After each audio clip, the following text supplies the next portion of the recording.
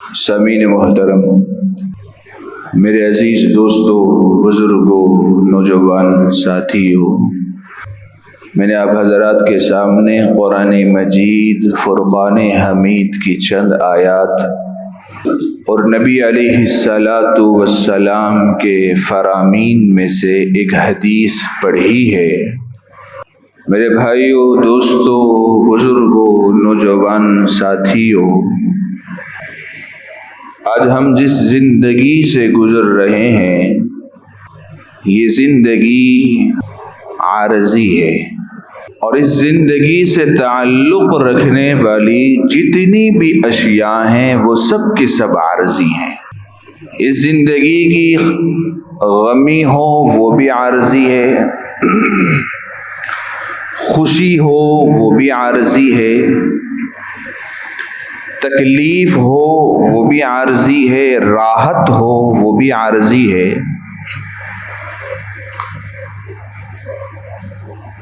और एक कदम आगे बढ़ाकर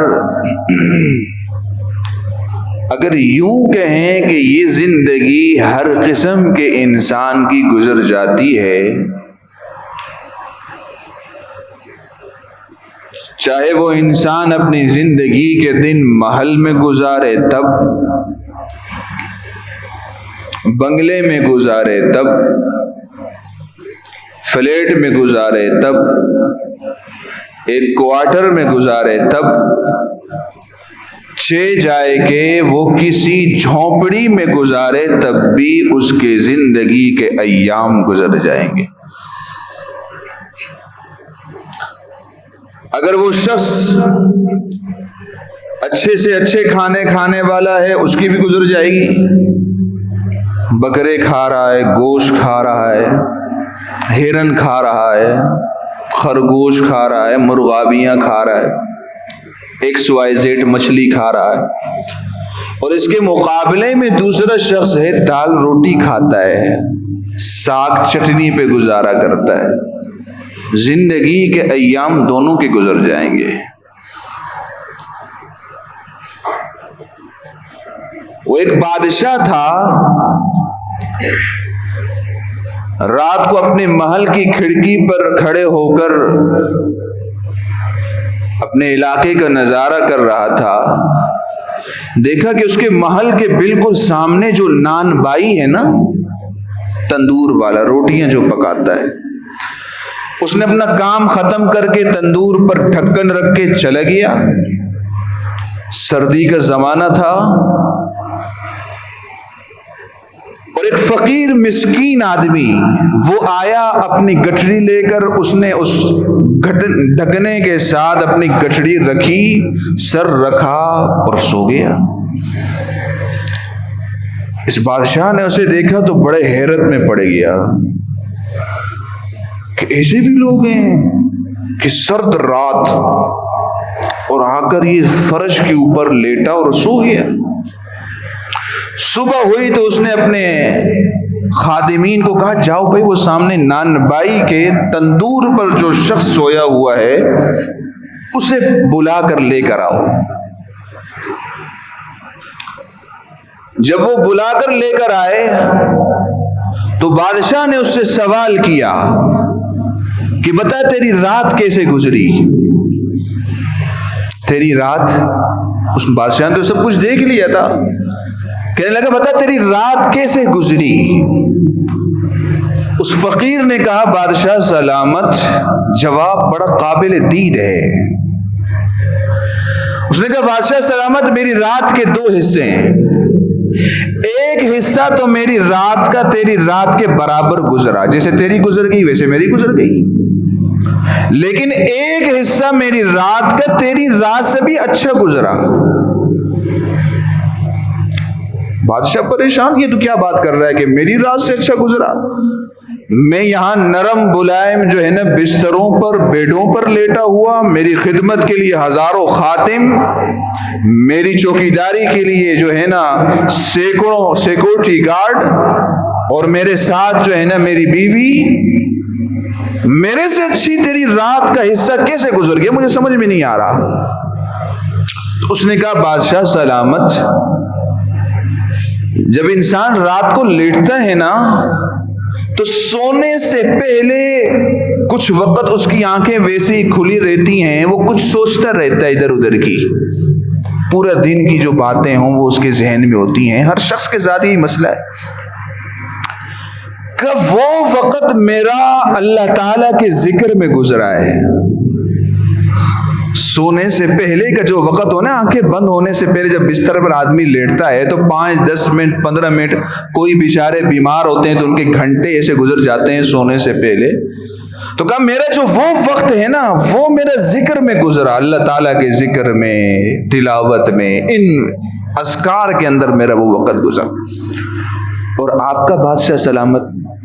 उसने कहा मेरा तो वैसे ही बस पढ़ा रहा, सोचता रहा और होते गया। कहा देखो वो वक्त आपका गफलत में, मेरा जिक्र में। मेरा वो वक्त आपसे अच्छा गुजरा, आपका वक्त मेरे से। और दूसरा वक्त वो है जब मेरी आंखें बंद हो गई, तो आंखें बंद हो जाने के बाद इंसान को नहीं पता कि वो नरम मुलायम बिस्तरों पर लेटा हुआ है, वो बीवी के साथ लेटा हुआ है, उसके खादिम कितने हैं कितने नहीं हैं। जैसे मेरी आंखें बंद हो गई, सो गया, सुबह मेरी आंखें खुल गई, इस तरह तेरी भी आंखें बंद हो गई, तू भी सो गया, तेरी भी आंखें सुबह उठ गई, दोनों की रात बराबर गुजरेगी। तो मेरे मुसलमान दोस्तों, ये वाकया सुनाने का मकसद ये है, रातें बादशाहों की भी गुजर जाती हैं, जिंदगी के अय्याम बादशाहों के भी गुजर जाते हैं, फकीर और मिस्कीन के भी गुजर जाते हैं। ये जिंदगी आरजी है। लेकिन अगली बात जो मैं कहने लगा हूं मेरे मुसलमान दोस्तों, इस जिंदगी के खात्मे के बाद एक और जिंदगी हमारा इंतजार कर रही है। वो जिंदगी भी दायमी, और उस जिंदगी के साथ ताल्लुक रखने वाली जितनी भी चीजें हैं वो सब की सब चीजें दायमी हैं। वहां की राहत भी दायमी है, वहां की तकलीफ भी दायमी है, वहां की इज्जत भी दायमी है, वहां की जिल्लत भी दायमी है, न खत्म होने वाली अशिया हैं ये। इसको समझने के लिए आप ये बात समझें कि जब इंसान मरता है ना, तो मरने के बाद इंसान के सामने 3 अदवार होते हैं। कितने अदवार होते हैं? 3। सबसे पहला उसका दौर होता है आलम बरज़ख का। इंसान जब मर जाता है ना, मरने के बाद से लेकर क़यामत के दिन दोबारा उठाए जाने के वक़्त तक का जो अरसा है ना, इसे कहते हैं बरज़ख। इस अरसे को क्या कहते हैं? बरज़ख। और ये बरज़ख का जो दौरानिया है ये इंतहाई तवील है। एक शख्स आदम अलैहिस्सलाम के ज़माने में मरा, उसका बरज़ख का टाइम वहां से शुरू हो गया ना। कब से शुरू हुआ? हमारी गिनती खत्म हो जाएगी, ये अरसा खत्म नहीं हो सकता, कितना तवील अरसा गुजर चुका है। और आइंदा अब क़यामत तक का कितना अरसा है, मैं और आप नहीं सोच सकते कितना तवील अरसा रह गया है।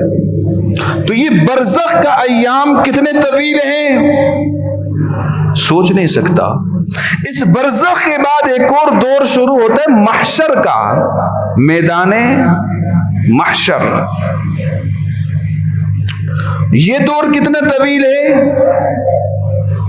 कुरान मजीद में अल्लाह रब्बुल इज़्ज़त इरशाद फरमा रहे हैं कि वो एक दिन क़यामत का 50,000 साल के बराबर है।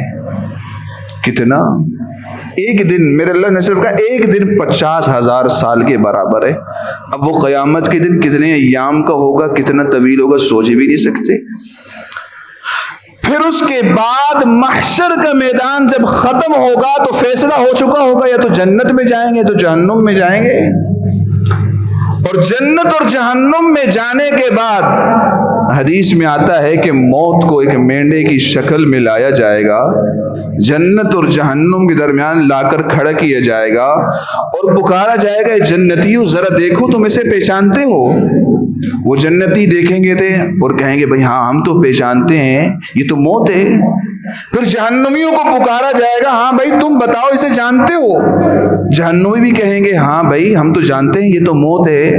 फिर अल्लाह के हुक्म से उस मौत को वहां भी मौत आ जाएगी, खत्म। यानी उसके बाद मौत भी। ये मंजर देखकर जन्नती इंतहाई खुश होंगे, आए शुक्र है बाबा मौत को भी मौत आ गई, अब सदा राहत व आराम है। और जहन्नमी वहां पर मगमूम परेशान हाय हाय कर रहे होंगे कि हाय अब तो सदा जिल्लत और ख्वारी हमारा मुकद्दर है। तो मेरे मुसलमान दोस्तों, कहने का मकसद ये है कि ये जिंदगी आरजी, इस जिंदगी के खात्मे के बाद एक दूसरी जिंदगी हमारा इस्तेकबाल करने को तैयार है, वो जिंदगी दायमी। उस जिंदगी के साथ ताल्लुक रखने वाला हर चीज दायमी है। वहां की इज्जत भी दायमी, वहां की जिल्लत भी दायमी, वहां का राहत भी दायमी, वहां की तकलीफ भी दायमी। सब का सब कुछ वहां न खत्म होने वाला, यहां सब कुछ खत्म हो जाने वाला। अब सवाल ये है कि वो दायमी जो जिंदगी है वो हमारी कैसे राहत व आराम और इज्जत वाली गुजर जाए। यहां तो हमारी जैसे भी जिंदगी गुजर गई ना, परवाह नहीं। अगर हमने दाल रोटी खाकर और साथ चटनी पे गुजारा कर लिया ना, परवाह नहीं है। यहां अगर हम झोपड़ी में रह गए, हमारे ऊपर तेज धूपें लगती रहीं, सर्दी की रातें हमारी फुटपाथ पर गुजरती रहीं, परवाह नहीं, सब कुछ आरजी है। लेकिन मेरे मुसलमान दोस्तों, सोचना हमने ये है कि ये तो सब कुछ खत्म हो जाएगा। वो जो दायमी जिंदगी है जहां से वापसी का कोई सवाल ही नहीं, मेरे अल्लाह ने कोई ऑप्शन ही नहीं रखा वहां से वापसी का, जाना ही जाना है बस। वो जिंदगी हमारी इज्जत वाली कैसे गुजर जाए, वो जिंदगी हमारी राहत और सुकून वाली गुजर जाए, वो जिंदगी हमारी इत्मीनान वाली गुजर जाए, ये कैसे होगा? इसके लिए मेरे नबी अलैहिस्सलातु वस्सलाम का एक जुमला है, अद्दुनिया सिजनुल मुमिनी व जन्नतुल काफिर, कि ये दुनिया मोमिन के लिए कैद खाना है और काफिर के लिए जन्नत है। ये दुनिया मोमिन के लिए कैद खाना है और काफिर के लिए जन्नत है। इसमें क्या है, इसको समझने से पहले दो चार बातें आप समझ लें। पहली बात आप ये समझें कि कैद खाना जो है ना, दो अल्फाज हैं, अद्दुनिया सिजनुल मुमिन, दुनिया मोमिन के लिए कैद खाना, व जन्नतुल काफिर, काफिर के लिए जन्नत। एक है कैद खाना, एक है जन्नत। कैद खाने की दो खुसूसियात हैं। पहली खुसूसियत कैद खाने की यह है कि कैद खाने में जाने के बाद वहाँ जो कैदी और मुजरिम होता है ना, उसका कोई काम उसकी मर्जी के मुताबिक नहीं होता। ये नहीं है कि वो कहेगा कि बाबा मुझे आज कॉटन का सूट पहनना है तो बाबा चलो भाई इसको कॉटन का सूट ला कर दे दो ना बाबा। उसको मैं असल कैद खाने की बात कर रहा हूं, उसको जेल का लिबास पहनना होगा। ये नहीं कि वो आज कहे कि बाबा आज तो मैं बड़ा थका हुआ हूं, आज मैं दिन 12 बजे उठूंगा ना बाबा, ना, सुबह जिस वक्त सारे कैदियों ने उठना है उस वक्त उसने भी उठना है। ये नहीं है कि बाबा जैसे वो चाहे खाना खाए, ना बाबा ना, जो सब कैदी खाएंगे वही खाना ये कैदी भी खाए। कोई काम उसकी मर्जी के मुताबिक नहीं होता, उसके सारे काम जेल वालों की मर्जी के मुताबिक होते हैं। और दूसरी खुसूसियत कैद खाने की ये होती है कि कैद खाने का कैदी उस कैद खाने की दरो दीवार के साथ अपना दिल नहीं लगाता।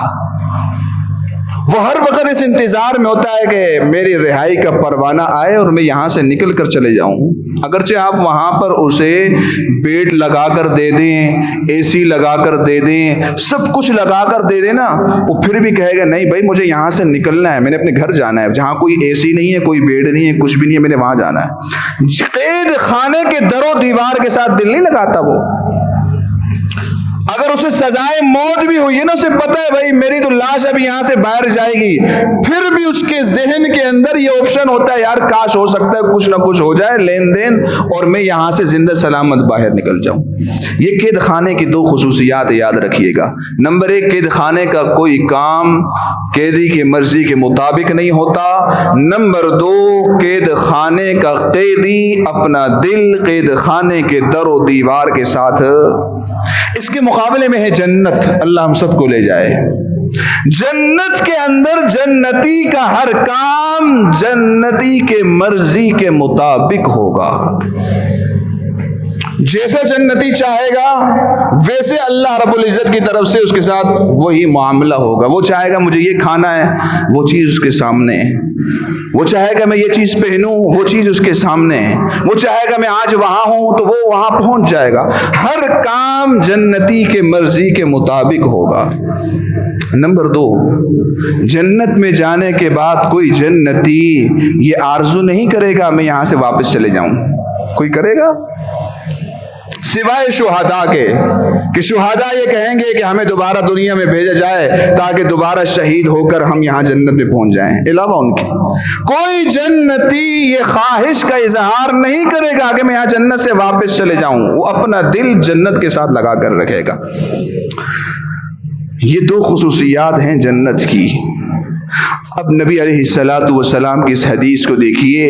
नबी अलैहिस्सलातु वस्सलाम ने फरमाया, दुनिया सिजनुल मुमिन व जन्नतुल काफिर। दुनिया मोमिन के लिए कैद खाना है। क्या मतलब? यानी मोमिन इस दुनिया में कोई काम अपनी मर्जी से नहीं कर सकता।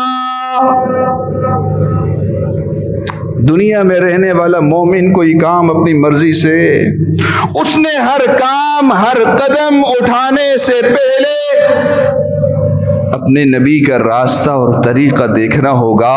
मैं ये काम कर रहा हूं, इसमें मेरे नबी की क्या तालीमात हैं, मेरे अल्लाह का क्या हुक्म है, मेरे नबी की क्या तालीमात है, मेरे अल्लाह का क्या हुक्म है। चाहे वो उसकी शादी हो, गमी हो, खुशी हो, चाहे वो उसकी जिंदगी का कोई भी मरहला हो, कारोबार का हो, तिजारत का हो, मजदूरी का हो, किसी भी कोई भी मरहला हो, हर मरहले में उसने अपने आप को आजाद नहीं समझना, अल्लाह और उसके रसूल के फरमान का पाबंद समझना है, आजाद नहीं।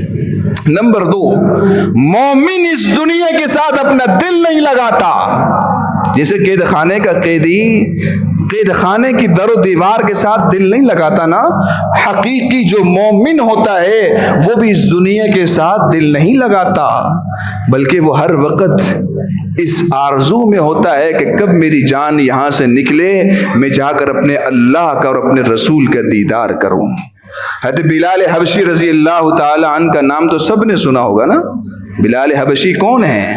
रंग के तो काले हैं, सांवले हैं, जबान के तोतले हैं और कौम के हबशी हैं, गुलाम हैं। लेकिन मेरे नबी अलैहिस्सलातु वस्सलाम की नजर जब उन पर पड़ी, इंतखाब मेरे अल्लाह ने किया, मेरे नबी के बाबरकत सहाबा की जमात में शामिल हुए, तो वही बिलाल है। चलते जमीन पर हैं, कदमों की आहट जन्नत में सुनाई देती है। यही बिलाल हबशी रज़ी अल्लाह ताला अन्हु बिस्तरे मर्ग पर हैं और पास उनकी बीवी बेटी हैं, रो रही हैं। बिलाल हबशी रज़ी अल्लाह ताला अन्हु फरमाते हैं, क्यों रो रही हो? कहा आपकी जुदाईगी का वक़्त है, सोचती हूँ कि आपके बाद कैसे रहूंगी।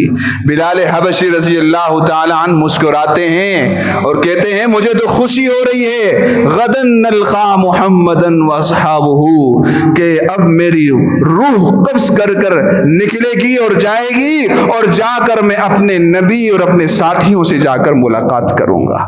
ये मोमिन की पहचान है कि मोमिन इस दुनिया के साथ अपना दिल नहीं लगाता। ये फरमाया, दुनिया सिजनुल मुमिन, दुनिया मोमिन के लिए कैद खाना है, वह जन्नतुल काफिर, और काफिर के लिए जन्नत है। क्या मतलब? यानी जिस तरह जन्नत में जाने के बाद जन्नती का हर काम उसकी मर्जी के मुताबिक होगा ना, तो काफिर भी इस दुनिया में अपनी मर्जी के मुताबिक जिंदगी गुजारेगा। कल क़यामत के उससे ये सवाल नहीं होगा, बाबा तूने नमाज क्यों नहीं पढ़ी, तूने रोजा क्यों नहीं रखा, तूने जिना क्यों किया, तूने तूने चोरी क्यों की? नहीं बाबा नहीं। उससे सवाल होगा तूने ईमान क्यों नहीं लाया? वो इन चीजों का पाबंद नहीं, वो इस बात का पाबंद है कि ईमान लेकर आए, ईमान के दायरे में दाखिल हो, फिर जाकर उससे ये सवालात है। वजन्नतुल काफिर, काफिर के लिए दुनिया जन्नत है, अपनी मर्जी के मुताबिक जिंदगी गुजारता है, जैसे चाहे अपने जो है ना मैयतों को दफनाता है, जैसे चाहे शादी करता है, जैसे चाहे चेहरा बनाता है, जैसे चाहे लिबास पहनता है, कोई सवाल नहीं। और जिस तरह जन्नत में जाने के बाद जन्नती का दिल जन्नत से लग जाता है, इसी तरह काफिर का दिल भी अगर इस दुनिया के साथ लगा है ना तो कोई अजीब बात नहीं है। यवद्दु अहदुहुम लौ युअम्मरु अल्फ सना, अल्लाह रब्बुल इज्जत ने काफिरों की आरजू को कुरान मजीद में बयान किया है कि इनमें से हर एक ये चाहता है कि हमें हजार हजार साल की उम्रें मिलें ताकि दुनिया में खूब मजे करें। मेरे मुसलमान दोस्तों, मेरे नबी अलैहिस्सलातु वस्सलाम का ये फरमान, ये हम सब के लिए एक आईना है, एक शीशे की मानिंद है। जैसे शीशे के सामने खड़े होते हैं ना तो हमें अपना पूरा बदन नजर आता है। हमने लिबास कैसा पहना है, गंदा पहना है, साफ पहना है, हमारा चेहरा कैसा है, गंदा है, साफ है, चश्मे पहने हैं, नहीं पहने, हमें कोई जो है ना जिस्म पर कोई जख्म तो नहीं है। जिस तरह शीशे के सामने खड़े होकर इंसान का पूरा बदन नजर आता है, मेरे नबी अलैहिस्सलातु वस्सलाम का ये फरमान, अद्दुनिया सिजनुल मुमिन व जन्नतुल काफिर, ये एक शीशा है। हम इसके सामने खड़े होकर हम में से हर शख्स अपनी जिंदगी का मुताला करे कि हम जिंदगी मोमिन वाली गुजार रहे हैं या काफिर वाली गुजार रहे हैं। हम कैसी जिंदगी गुजार रहे हैं, अपनी मर्जी के मुताबिक या अल्लाह और उसके रसूल की मर्जी के मुताबिक? हमने इस दुनिया के जो है ना साजो सामान और नक्शों के साथ दिल तो नहीं लगा लिया। मेरे मुसलमान दोस्तों, अगर मैं यूं कहूं ना कि हमारा मामला उलट है तो ये बुरा नहीं होगा। हमारा मामला उलट है, हमने दुनिया को ही सब कुछ समझ लिया है। अगर दुनिया को सब कुछ न समझा होता ना तो आज हमारे अंदर कत्ल गारत गिरी ना होती, आज हमारे अंदर फराड ना होता, आज हमारे अंदर धोखा ना होता, आज हमारे दारुल इफ्ता इन सवालों से न भरे होते कि मुफ्ती साहब मेरा भाई है, हमारे वालिदैन एक है और मेरा भाई मुझे अपनी जायदाद में हिस्सा नहीं दे रहा। आज दारुल इफ्ता इन सवालों से न भरे होते कि हमारे घरों में फला फला जो है ना रिश्ते हैं, ऐसे ऐसे ताल्लुकात हैं जिनकी बिना पर हमारा भाई हमें जो है ना विरासत के अंदर न हिस्सा देता है, न जो है ना हमारे साथ रिश्ते करता है, न हमारे साथ उठता बैठता है। मेरे मुसलमान दोस्तों, ये तमाम की तमाम बातें हमें इस बात की तरफ मुतवज्जे करती हैं कि हम अपने आप को सच्चा और हकीकी मोमिन बनाएं। वो तब होगा जब हमारी जिंदगियों के अंदर अल्लाह और उसके रसूल के फरमानों के मुताबिक हमारी जिंदगी बन जाएगी। अल्लाह ताला हम सबको समझने की और अमल पेरा होने की तौफीक नसीब फरमाए। व आखिरु दावाना अनिल हम्दुलिल्लाहि रब्बिल आलमीन।